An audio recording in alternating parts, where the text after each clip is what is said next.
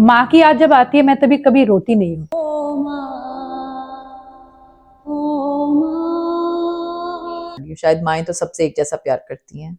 मेरी वालदा के जो लास्ट डेज थे उसमें वो बहुत ज़्यादा बीमार थी। मुझे कॉल आई कि शी इज़ नो मोर। तो मुझे लगा कि मुझे एक बार उनकी खुली आंखें देख लेनी चाहिए थी आखिरी बार। That was the moment when I felt के being an immigrant you pay a big price for being away from home.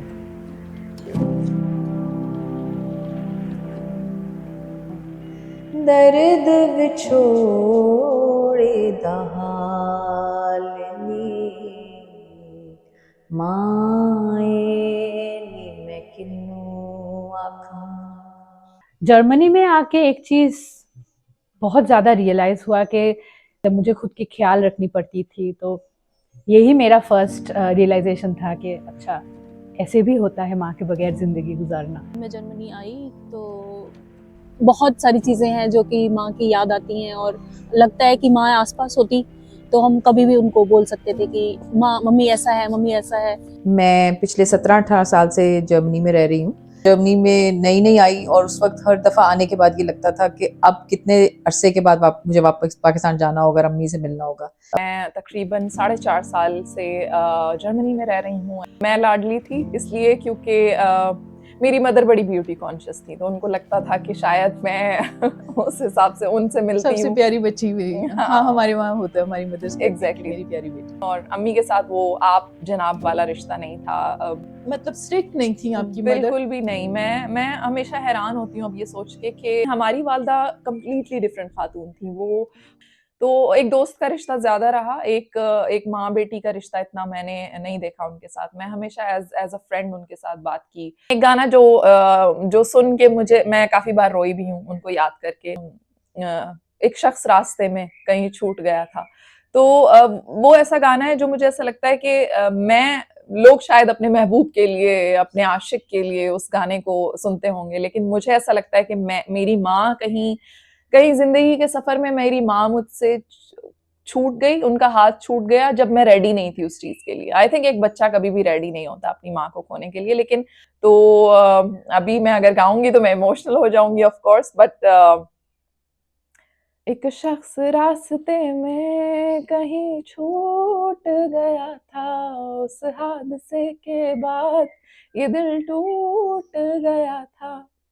My fondest memories with my mother are basically every time when we sing together. तो और बचपन में मैंने जो गाने मेरी mummy की आवाज़ में सुने, over the years I've started learning some of them. लुका छुपी बहुत हुई, सामने आ जाना, कहाँ कहाँ ढूंढा तुझे, थक गई है अब तेरी माँ, आजा सांझ हुई, मुझे तेरी फिक्र धुंधला गई, देख मेरी नजर आ जाना, आजा सांझ हुई, मुझे तेरी फिक्र धुंधला गई। तो मम्मी हमेशा कहती थी मेरी आंखों से देख। तो मुझे वो याद आता है जब मेरे बच्चे वो सेम चीजें दोहराते हैं और मैं बोलती हूँ कि बेटा वहां रखा है, और वो कहते हैं वहां नहीं है, तो मैं उनको वही बात बोलती हूँ कि मेरी आंखें इस्तेमाल करो, मेरी आंखों से देखो, दिखेगा तुम्हें। तो उनका फेमस डायलॉग है, ये शायद सारे दुनिया में पता नहीं, सारे मम्मियां शायद ये बोलती होंगी कि अभी तुमको समझ में नहीं आ रहा मैं क्या बोल रही हूँ, पर जिस दिन तुम माँ बनोगी तब तुमको समझ में आएगा मेरी अहमियत क्या है। ये तो मतलब मेरी रूह में एकदम घुस गई है अंदर में, ये तो मैं सपने में भी सुन सकती हूँ। कुछ बातें होती हैं लगाऊंगी एक बात बहुत दफा उनके मुंह से मैंने सुनी, और फिर मुझे लगता है ये भी मैं भी दोहराती हूँ कभी कभी अपने बच्चों के साथ कि जब माँ नहीं होगी सर पे तो फिर पता चलेगा। कि हरा साग मुझे बहुत बहुत बहुत याद आता है मुझे, और करेला, दो चीज़ें हैं जो उनकी मैं हमेशा मिस करती हूँ, और मैं बनाती हूँ बट वो स्वाद नहीं है, माँ वाला स्वाद नहीं है। पर मेरी मम्मी का एक क्लासिक है, जब भी दुनिया के किसी भी कोने में कुछ भी कैलेमिटी होता है वो मुझे फोन करके पूछेगी कि मैं सही हूँ या नहीं। इंडिया में अर्थक्वेक हुआ है एक जगह में, और तब मैं डेनमार्क में रहती थी। उन्होंने रात को देखा ब्रेकिंग न्यूज में ऐसा हुआ है, उन्होंने मुझे डेनमार्क में कॉल करके पूछा कि मैं ठीक हूँ या नहीं। सो मैंने मेरी मम्मी का नाम सेव किया हुआ है माँ दी एक्सट्रीम करके, क्योंकि ये मुझे अलाउड नहीं है उनका फोन नहीं उठाना। आई एम अच्छा 34 and I am not allowed. किताबें पढ़ने का भी शौक था और टीवी ड्रामा भी। हम अम्मी के साथ बैठ के हम लोग अमूमन जो उस दौर में जो ड्रामे थे जो हम हमारे बचपन हाँ से और अम्मी हमारे ड्रामे बड़े शौक से देखती हैं हाँ अब तो भी। वो बहुत शौक से हम देखा करते थे और उसमें हम पसंद भी आते थे ड्रामे अम्मी के साथ बैठ के देखना। यहाँ पर हमने उस चीज को मेंटेन करने के लिए ये जरूर रखा था कि अपने बच्चों को शाम के खाने में जब हम बैठते थे और तो हम फोर्स करते थे कि वो सब हम उर्दू में ही बात करें। पढ़ी थी, उनको शायरी का शौक था, एक एक नरम मिजाज खातून थी, आर्ट का शौक था, साड़ियाँ पहनती थी बलोच फैमिली से होते हुए, तो वो एक कम्प्लीटली डिफरेंट बलोच खातून थी। वो मतलब मैं अगर ये कहूँ कि बलोच औरतों का एक इमेज चेंज किया मेरे माइंड में सबसे पहले, वो मेरी मदर थी। मेरी माँ ने मेरा नाम रखा था एक किताब पढ़ने के बाद, मेरा नाम शबनम, ये किताब का नाम भी शबनम है। एक बंगाली राइटर थे सैयद मुस्तबा अली, उन्होंने लिखी थी ये किताब। तो ये किताब के साथ मेरा जो रिलेशनशिप वो मेरे पैदा होने से पहले ही तय हो चुका था। बहुत ज़रूरी है अपनी अपनी माँ की ज़बान आना, और ये मैंने कोशिश की है। जबकि मैं पिछले 10 साल से इंडिया से बाहर हूँ, मैंने कोशिश की है कि मेरे बच्चे हिंदी बोलें, हिंदी जाने, so that they can connect with my parents, my husbands parents. मेरे ख्याल से माँ की ज़बान ही है जिसमें कि आप वो फील कर सकते हो। और मेरी अम्मी को खुद भी म्यूजिक भी बड़ा अच्छा लगता, तो गाने सुना करती थी। वो नूरजहां के गाने उनको बड़े पसंद थे और मैं इत्तेफाक से स्कूल के टाइम में गाया करती थी, तो उनको मेरी आवाज़ में गाना सुनना भी बहुत पसंद था। और वो तो या मुझे याद है कि अम्मी जो थी वो बहुत शौक से ये गाने सुनती थी और हमें भी अच्छे लगते थे उनकी वजह से। तो हमने भी आगे अपने बच्चों के लिए वो मतलब म्यूजिक के जरिए हमने बहुत ट्रांसफर किया। ये कि वो जगजीत को, गुलाम अली को और मेहदी हसन को बहुत सुनती थी। तो जब वो गाने चलाती थी मैं बहुत इरिटेट होती थी कि ये किस मतलब ज़ाहिर है इतनी हैवी पोएट्री एक छोटे बच्चे के लिए बहुत डिफ़िकल्ट होती है समझना। तो अब जब मैं वो चीज़ें सुनती हूँ तो फिर मैं रिलेट कर सकती हूँ कि वो उस वक़्त उससे वो चीज़ें सुनती थी, क्या उनका थॉट प्रोसेस होता था। और अब जब मेरा अपना थॉट प्रोसेस इस उम्र में आके ये हुआ है, तो मैं कनेक्ट कर सकती हूँ। मेरी मम्मी बहुत उनका बड़ा रोल था कि हम अपने लैंग्वेज को सही से सीखे, उसको बोल पाए, उसमें सोचने की मतलब कैपेसिटी हम में हो कि मैं बांग्ला में सोच सकूं। माँ को इमिटेट करना ये इंटेंशनली नहीं होता है, वो अनइंटेंशनली हो ही जाता है। आप कोशिश करो कि नहीं मैं तो बहुत ही मॉडर्न माँ हूँ, मैं तो नहीं बच्चों को रोकती हूँ टोकती हूँ, but at some point you go there.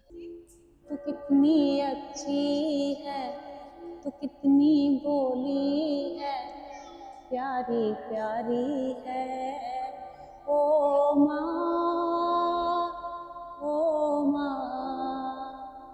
मेरी माँ को कपड़े बनवाने का बहुत शौक था। मेरे घर में अभी जर्मनी में भी मैं 2 चादरें स्पेशली लेकर आई सो दैट आई, और वो मेरी अलमारी में सबसे पहले रखे हुए हैं कि मैं जैसे ही अपनी अलमारी खोलती हूँ सुबह के वक़्त तो मुझे वो चादर नज़र आती है जिस पे उन्होंने खुद बैठ के काम बनवाया था। तो आई थिंक उनको याद करने का मेरा सबसे अच्छा जो एक कनेक्टिविटी का जो तरीका है वो ये है कि मैं उनके कपड़े अपने साथ ले आई हूँ, उनकी चादरें अपने साथ ले आई हूँ। मैं उनको देखती हूँ, मैं उनको पहनकर महसूस कर सकती हूँ। माँ की माँ की जगह कोई और नहीं ले सकता है। कुछ भी ऐसा नहीं है जो कि आप कहें कि हाँ तुम्हारे पास ये है, नहीं। माँ इज द मोस्ट इम्पोर्टेंट। 9.5 साल की जिंदगी जर्मनी में मैंने जितने डब्बे इकट्ठा किए हैं, मेरी मम्मी को बहुत फक्र होगा मेरे ऊपर के मैंने, क्योंकि मेरी मम्मी बहुत पता नहीं क्या इमरजेंसी सिचुएशन के लिए इतने डब्बे इकट्ठा कर रही है वो जिंदगी भर। पर अभी मैं भी कर रही हूँ। मैं ना ऐसा कुछ ऐसा पुराने से घी के डब्बों में दाल भर के रखती हूँ, सूजी भर के रखती हूँ, ये करती हूँ। ये एकदम पहले मुझे बहुत चिढ़ होती थी जब मैं मम्मी को देखती थी ये सब करने में, पर अभी सोचती हूँ अच्छा खासा है डब्बा, रख देती हूँ उसमें। कोशिश करती हूँ मम्मी की तरह इतना एक्सट्रीम लेवल पे नहीं जाने के लिए, पर हाँ ये एक हैबिट मैं करती हूँ अभी। क्योंकि मैंने कभी नहीं सोचा और कभी लगा ही नहीं कि माँ ने कितने इजीली हम लोगों को पाला है, मुझे कोई आइडिया नहीं है। अभी मुझे जब मैं खुद मदरहुड में आई हूँ तब मुझे समझ में आ रहा है कि कितना मुश्किल होता है कि अपने चेहरे पे स्माइल रख के you are doing everything for the kids. I think आपकी जिंदगी में अगर एक वाहिद रिश्ता जिसे कुछ नहीं चाहिए आपसे, वो आपकी माँ है। अनकंडीशनल लव होता है माँ का। Unconditional love, and unconditional love का जो लफ्ज है वो मेरे ख्याल से सिर्फ माँ के ऊपर ही बैठता है, और कोई किसी नहीं रिश्ते दे- पर नहीं बैठता, कोई कर ही नहीं सकता। फिल्में जो हमने देखी और जो जिसमें कुछ खास तौर पे मैसेजेस हों, या ड्रामे ऐसे जिनमें कोई मैसेजेस हो, खास तौर पे जैसे पुराने ड्रामे जो बहुत मुझे पसंद थे, या मैंने अपनी मदर के साथ देखे हुए थे, धूप किनारे, तन्हाइयाँ, ये वो ड्रामे हैं जो हमारे टाइम पे बहुत ही एक मशहूर ड्रामे थे, और उस टाइम पे हमने अपने पेरेंट्स के साथ, अपनी मदर के साथ देखते हुए बड़ा एंजॉय किया था। तो वो अपने बच्चों के साथ मैंने देखना शुरू किए। और मेरी वालदा को परवीन शाकिर बहुत पसंद थी, तो शायरी की किताबें मैं पढ़ती हूँ, मुझे वो याद आती हैं। जब मैं किसी की अच्छी राइटिंग देखती हूँ, क्योंकि एक होता है कि अम्मी की राइटिंग बहुत अच्छी थी। मैं कभी अगर रेडी भी होती हूँ तो मैं ये याद करती हूँ कि अम्मी कहती थी कि तुम्हारी आंखें ऐसी अच्छी लगती हैं, ऐसी बनाया करो। तो मैं आई थिंक मेरी लाइफ के हर एस्पेक्ट में मेरी माँ कहीं ना कहीं मौजूद है। मैं उनको छोड़ के एक इंडिविजुअल नहीं बन सकी हूँ। मैं राबिया के साथ साथ आलिया को भी साथ लेकर चलती हूँ, तो वो हमेशा मेरे साथ कहीं ना कहीं किसी न किसी हवाले से रहती हैं। इमोशंस जो हैं वो मुझे मेरी माँ से मिले हैं, एंड आई कैन रिलेट कि कैसे वो एकदम भावुक हो जाती हैं, कुछ भी ऐसा छोटा सा, कुछ किसी का दर्द, किसी की तकलीफ देख के मुझे भी वही लगता है कि वो मेरे अंदर आ गया है, उन्हीं से आया है। मेरे लिए एक गाना, अगेन अरिजीत सिंह, क्योंकि वो आजकल मेरा फेवरेट सिंगर है। उसने एक गाना गाया था, उसमें एक जुमला मुझे बड़ा अच्छा लगता था कि जग से हारा नहीं मैं खुद से हारा हूँ माँ, एक दिन चमकूंगा लेकिन तेरा थोड़ा सा सितारा हूँ गा मैं। सकते हैं आप? अरिजीत का सॉन्ग जगजीत को इसको अरिजीत को गाना थोड़ा थोड़ा मुश्किल है। मुश्किल। हाँ, थोड़ा मुश्किल है, और उसने आलाप बड़े अच्छा, टॉप चले नॉच किए चले। हुए। आई थिंक इस तरह के इमोशनल सॉन्ग्स जिसमें माँ के साथ रिलेशनशिप, माँ का जो जिक्र है, वो आपको बहुत आबदीदा कर देता है। तो ये चीज़ें मुझे लगता है कि प्रेजेंस को इंसान मिस करता है जब आप अपनी माँ के साथ नहीं होते। तो मिस करती हूँ मैं उनको बहुत ज़्यादा। तो मैं मेरी मम्मी को ये ज़रूर कहना चाहूँगी कि अपने आप को भी थोड़ा देख लो, थोड़ा संवार लो, अपने आप के लिए भी थोड़ा सोचो कि तुमको क्या चाहिए, और इतना भी स्ट्रॉन्ग हमेशा बनने का ज़रूरत नहीं है। कभी कभार थोड़ा लाइफ को थोड़ा चिल लो,